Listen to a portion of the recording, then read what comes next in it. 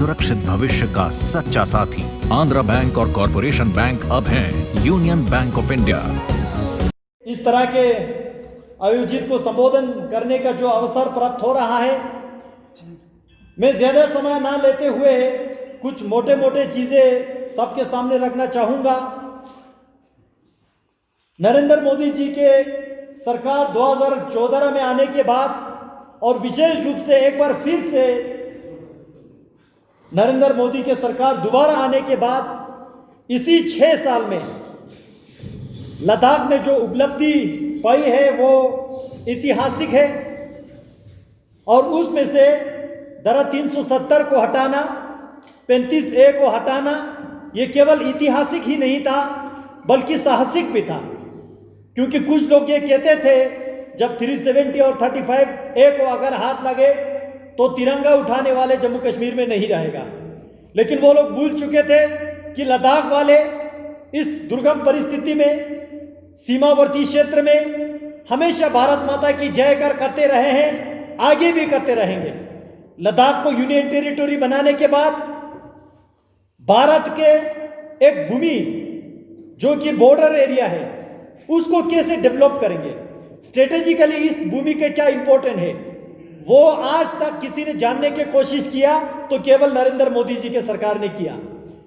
Union territory बनने के साथ साथ लद्दाख को जो फंड्स दिया, जो एसेट डिस्ट्रीब्यूशन का जो आजकल काम चल रहा है, जो डिवीजन ऑफ एम्प्लॉयज का जो काम चल रहा है, इन्हीं चीजों से हमें ये क्लियर सामने नजर आ रहा है कि लद्दाख का भविष्य जो है बहुत उज्जवल हो रहा है।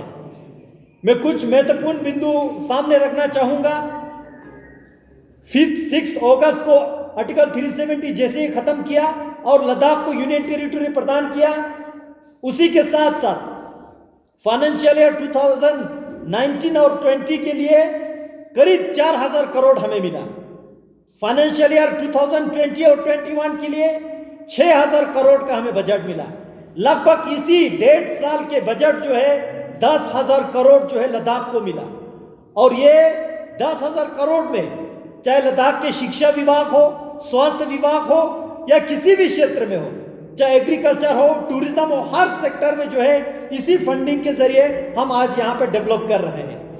और विशेष रूप से पहले हमें यहाँ से एक गवर्नर के अपॉइंटमेंट के लिए यहाँ से हम श्रीनगर जाना पड़ते थे। आज नरेंद्र मोदी जी की कृपा से लेफ्टिनेंट गवर्नर के साथ साथ कमिश्नर सेक्रेटरी से लेके डिविजनल कमिश्नर से लेके सभी जो सीनियर ऑफिसर जो है लद्दाख में बैठे हैं, ये सारा जो है भारतीय जनता पार्टी और नरेंद्र मोदी जी के सरकार के दिन है। उसी तरह उच्च शिक्षा के अगर हम बात करें, लद्दाख में हमें यूनिवर्सिटी नहीं थे, नरेंद्र मोदी जी के सरकार आने के बाद लद्दाख को यूनिवर्सिटी मिला है। आज वो यूनिवर्सिटी यहाँ पे फंक्शन कर रहा है। हमारे बच्चों को यूनिवर्सिटी लेवल के एजुकेशन लद्दाख में ही प्राप्त हो रहा है। उसी तरह मेडिकल कॉलेज हमारा एक सपना था, वो नरेंद्र मोदी जी के सरकार ने 325 करोड़ रुपए के समेत हमें मेडिकल कॉलेज दिया। उसका भी अभी फाउंडेशन स्टोन रखने का हमारा प्रोग्राम था, कोरोना के लॉकडाउन के चलते वो सारा थोड़ा डिले पड़ चुके हैं। उसी तरह नेशनल इंस्टीट्यूट ऑफ सोआ रिगपा जो है नरेंद्र मोदी जी खुद ने टीवी के जरिए, पार्लियामेंट के जरिए लोगों को विस्तार से बताया कि सोआ रिगपा होता क्या है। ये ट्रेडिशनल मेडिसिन सिस्टम जो आयुर्वेदा कहते हैं इंडियन मेडिसिन सिस्टम को, उसी तरह सोआ रिगपा को बढ़ावा देने के लिए ये केवल लद्दाख ही नहीं पूरे हिमालय क्षेत्र को सोआ रिगपा को बढ़ावा देने के लिए लद्दाख में नेशनल इंस्टीट्यूट ऑफ सोआ रिगपा बनाने का निर्णय जो है मोदी जी के सरकार ने लिया है। उसी तरह डिग्री कॉलेजेस नरेंद्र मोदी जी के सरकार ने लद्दाख में दिया है, एक खालसे में और एक द्रास में। द्रास में बहुत अच्छे इनरोलमेंट के साथ वो डिग्री कॉलेज आज चल रहा है। खालसे में इनरोलमेंट ना होने के कारण से अभी फंक्शन नहीं हो पाया है, उसको भी हम जल्दी शुरू करने की कोशिश कर रहा है। उसी तरह एग्रीकल्चर सेक्टर में mission organic development initiative MODI यानी मोदी नाम के एक पॉलिसी यहाँ के लद्दाख ऑटोनोमस हिल डेवलपमेंट काउंसिल ने जो बनाया है पॉलिसी, उसके लिए 500 करोड़ का पैसा जो है नरेंद्र मोदी ने दिया है। और ये 500 करोड़ जो है लेह कारगिल दोनों को मिशन ऑर्गेनिक डेवलपमेंट इनिशिएटिव के तहत किस तरह इस स्टेट को सिक्किम के तरह ऑर्गेनिक स्टेट बनेंगे, जो केमिकल फर्टिलाइजर हो या केमिकल पेस्टिसाइड हो, इन चीज़ों से दूरी पाने के लिए लद्दाख का एक पहले पहचान था, उसी को वापस लाने के लिए इसके लिए हमें 500 करोड़ जो है नरेंद्र मोदी जी के सरकार ने दिया है। उसी तरह एम्प्लॉयमेंट में अभी यहाँ पे मैंने पहले भी कहा बहुत सारे सीनियर ऑफिसर जो है लद्दाख में ही बैठते हैं। उसी तरह हम ये कोशिश कर रहे हैं आने वाले 1 या 2 महीने में टोटल जो है 5,631 वैकेंसीज जो है हम एडवर्टाइज करने जा रहे हैं लद्दाख में। उसमें से 1,019 गेजेटेड पोस्ट होंगे, 4,612 नॉन गेजेटेड पोस्ट होंगे।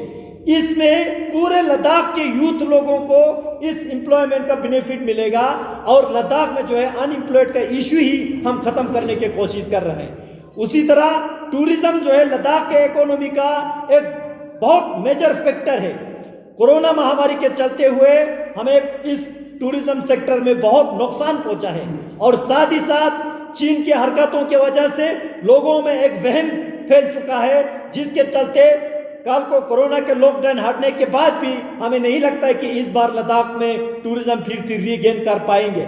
ऐसे में हम कोशिश कर रहे हैं कि टूरिज्म को इस सिचुएशन में जो सीजन के जो पहले कोरोना की महामारी चलते और सीजन के बाद जो है चाइना के इस LAC गलवान के इश्यू से लोग डरे हुए हैं, तो इन दोनों के बीच में से टूरिज्म को कैसे हम आगे ले जाएंगे, इसके लिए हम आजकल जो यहाँ UT लेवल पे बहुत सारी योजनाएं बना रहे हैं। इसी तरह अगर मैं कहते जाऊं तो बिल्कुल अनगिनत डेवलपमेंट जो है लद्दाख में पिछले 6 साल में और विशेष रूप से नरेंद्र मोदी सरकार 2 यानी कि 370 हटने के बाद लद्दाख ने जो अचीव किया वो हम यहाँ पे ऐसे चंद कम समय में गिन के नहीं बता सकते। मैं अपने वाणी को यहाँ पे समाप्त करते हुए एक बार इस वर्चुअल रैली में उपस्थित हुए सभी लोगों को दिल से धन्यवाद देते हुए एक बार फिर से मैं भारत माता की जय के साथ अपने वाणी को यहाँ पे समाप्त करता हूँ। बहुत बहुत धन्यवाद।